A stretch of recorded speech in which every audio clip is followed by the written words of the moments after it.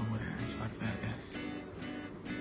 Di sini saya sudah mempunyai data yang akan dipakai di Smart PLS. Ada HB, PR, ada NR, dan ada KB.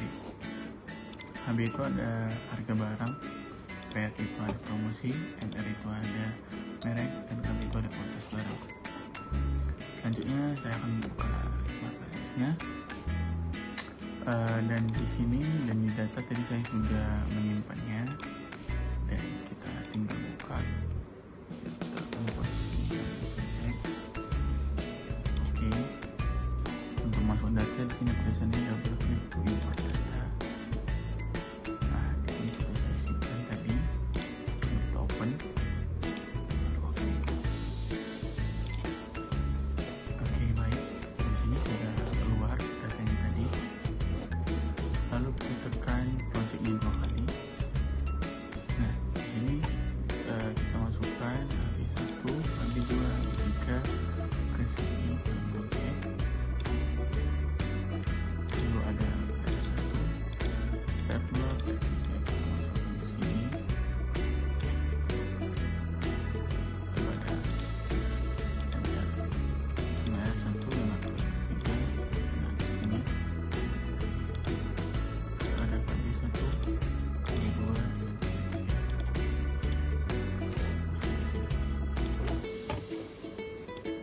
oke, baik. Oke, setelah itu kita ubah namanya. Sini menjadi harga barang atau X1.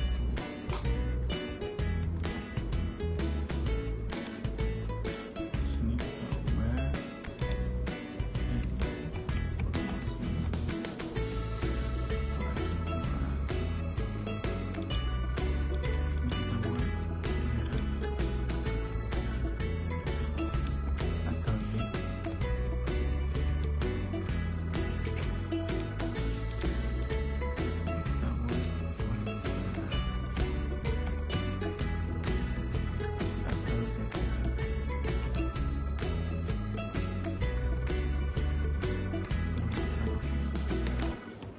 lalu setelah itu kita tekan connect. Kita buat dari harga barang ke merek, lalu dari promosi ke merek, dari merek ke kualitas barang.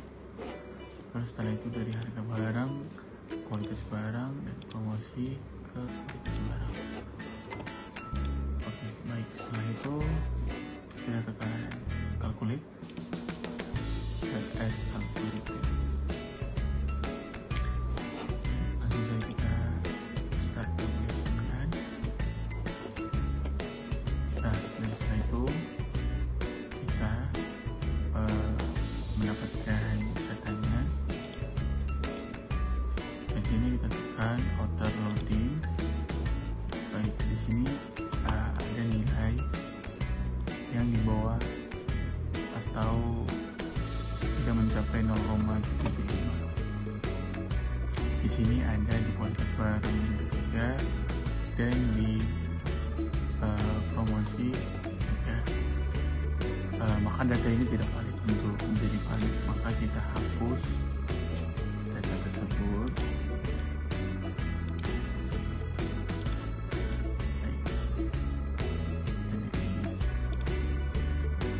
Lalu setelah itu kita calculate lagi, kita ke file as algorithm, lalu kita tekan lagi.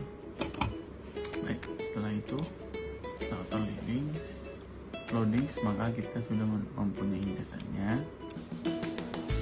Maka ini semua sudah kita coba terima. Lanjut kita ke PPT-nya. Di sini ada uji model pengukuran atau otak model. Model ini memspesifikasi hubungan antar variabel laten dengan indikator-indikatornya, atau dapat dikatakan bahwa outer model yang mendefinisikan sebagaimana setiap indikator berhubungan dengan variabel latennya.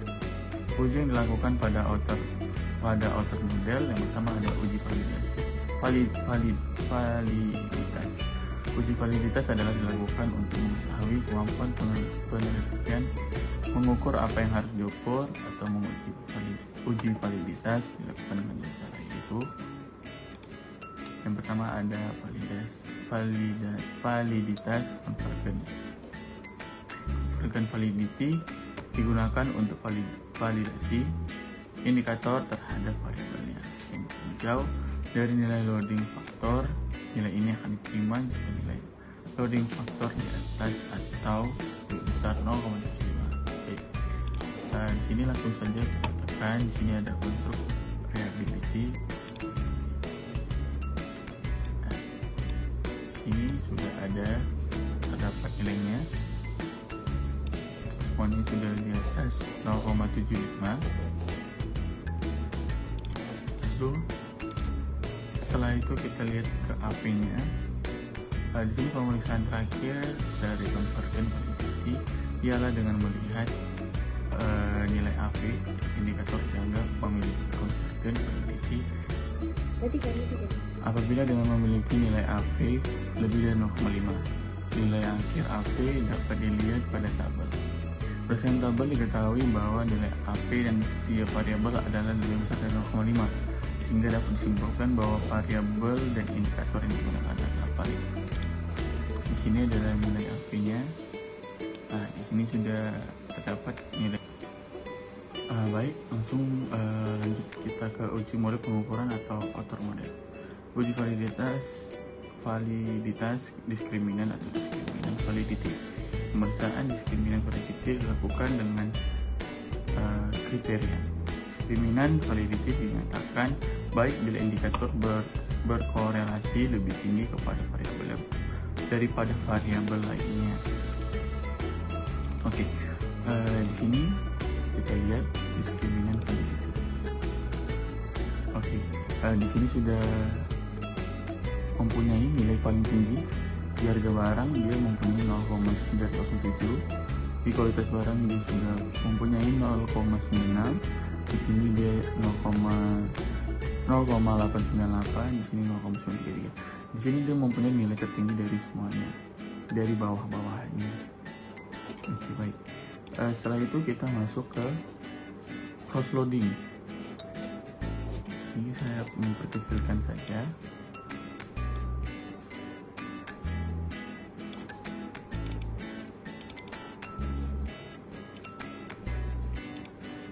Oke, baik. Sini ada metode yang pertama adalah mengukur cross loading, di mana hasil cross loading harus menunjukkan bahwa indikator dari tiap konstruk harus mempunyai nilai yang disebanding indikator pada konstruk lainnya. Dan di sini bisa kita lihat cross loadingnya.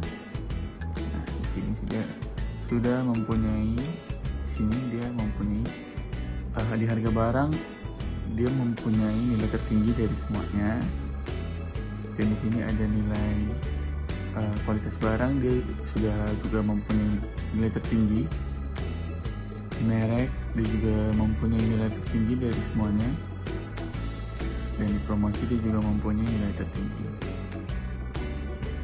Baik, lalu selanjutnya bisa kita lihat di Fornellecker Criterion of HTMT.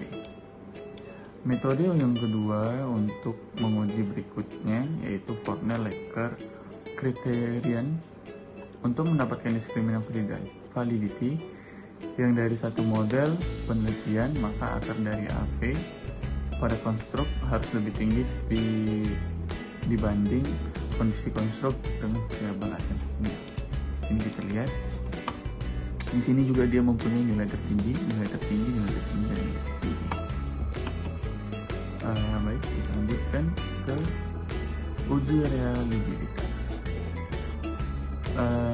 Menurut Sugiarto dan Situnjuk 2006, uji reliabilitas adalah pengujian yang menunjukkan apakah suatu instrumen yang digunakan untuk memperoleh informasi dapat dipercaya untuk mengungkap informasi di lapangan sebagai alat pengumpulan data. Atau uji reliabilitas dalam PLS dapat menggunakan dua metode, yaitu yang pertama ada Cronbach alpha, berfungsi untuk mengukur di atas bawah reliabilitas suatu konstruk, nilai diharapkan lebih besar dari 0,75 semuanya. Dan ada composite reliability, mengukur nilai reliabilitas sesungguhnya dari suatu variabel sehingga nilai composite reliability selalu lebih tinggi dibanding nilai Cronchback alpha. Nilai composite reliability harus di atas 0,7. Dan di sini kita lihat di sini ada konstruk reliability-nya. Kita balik ke sini. Di sini ada Cronchback alpha dan di sini ada composite-nya. Dan di sini bisa kita lihat Cronchback alpha-nya di atas 0,7 tadi semua. Dan di sini composite di atas 0,7 dan di atas nilai dari Cronchback alpha. Di sini Cronchback alpha mempunyai 0,892 dan di sini dia lebih tinggi 0,933. Di sini 0,915. Di sini 0,959. Di sini alpha di 0,880, di sini 0,926, di sini 0,850, di sini ada 0,930. Jadi nilainya lebih tinggi daripada Cronchback alpha. Baik, selanjutnya Cronchback alpha dan composite reliability. Berdasarkan ini tadi sudah. Pengujian model struktural atau uji model struktural dilakukan untuk memprediksi hubungan casual antara variabel atau fungsi hipotesis. Nilai struktural dilakukan untuk memastikan model struktural yang digabung robust dan akurat. Pengujian model struktural atau inner model dilakukan untuk melihat hubungan antar konstruk nilai signifikasi dari R-square dan model penelitian. Model ini dievaluasi dengan menggunakan R-square untuk konstruk dependent uji T dan signifikasi dari koefisien parameter jalur konstruk. Baik, di sini kita masukkan ada R-square. Nah, di sini dia sudah memiliki ada dua, yaitu ada kualitas barang dan merek.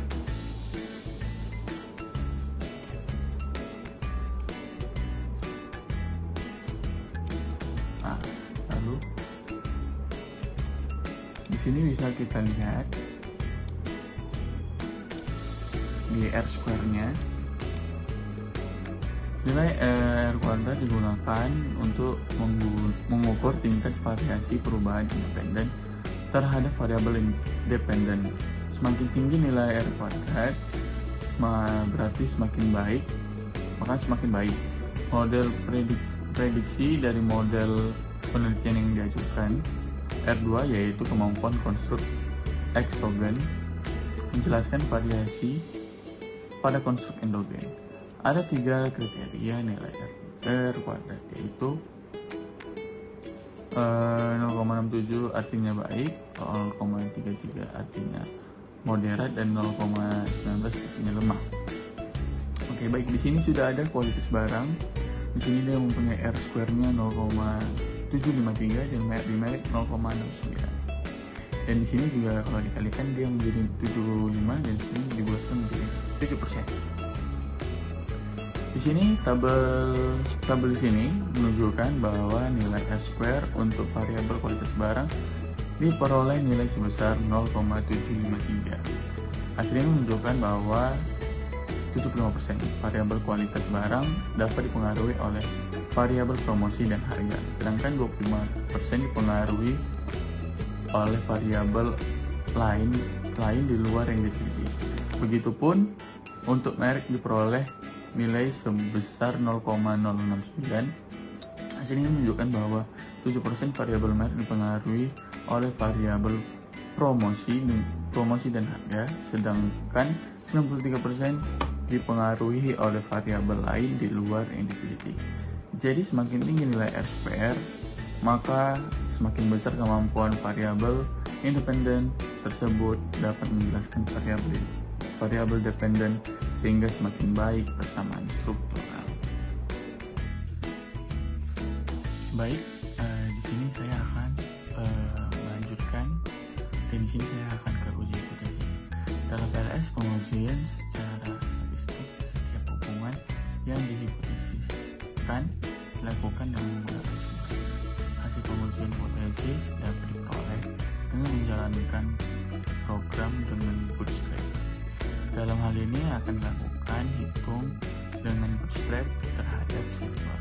Pengujian dengan bootstrap dimaksudkan untuk meminimalkan masalah ketidakhormatan data.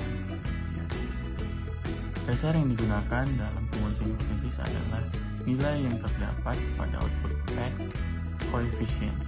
Nilai koefisien PET atau PET coefficient atau inner model menunjukkan tingkat signifikasi dalam pengujian hipotesis. Skor koefisien PET atau inner model yang ditunjukkan oleh nilai T statistik harus di atas 1,96 untuk hipotesis 2 atau 2. Baik, di sini saya sudah, maka di sini saya akan lanjutkan. Lalu di sini kita tekan project 2 kali. Oke, lalu kita ke calculate, baru kita ke bootstrapping, kita start calculation.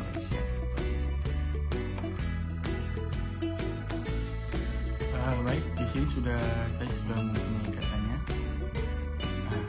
Di sini sudah mempunyai data koefisien, dan di sini pengujian hipotesis H3 digunakan merek berpengaruh positif terhadap kualitas barang.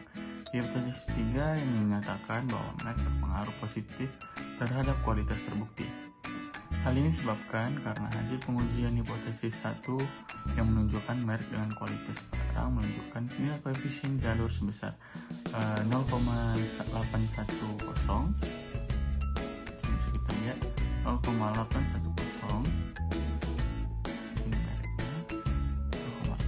0,810, dan T statistiknya ada di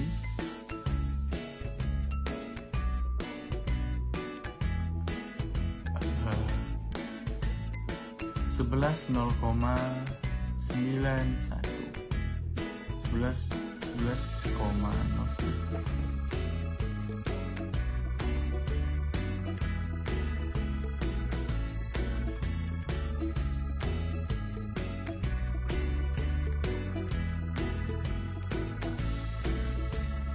Oke, baik.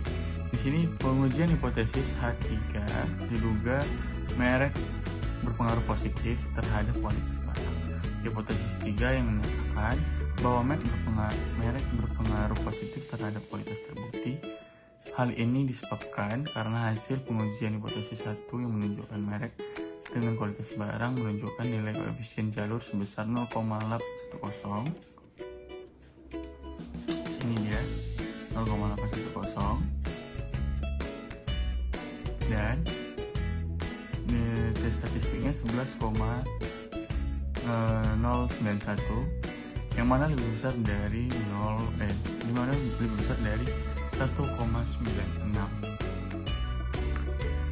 Baik, segitu aja yang bisa saya jelaskan tentang Smart PLS.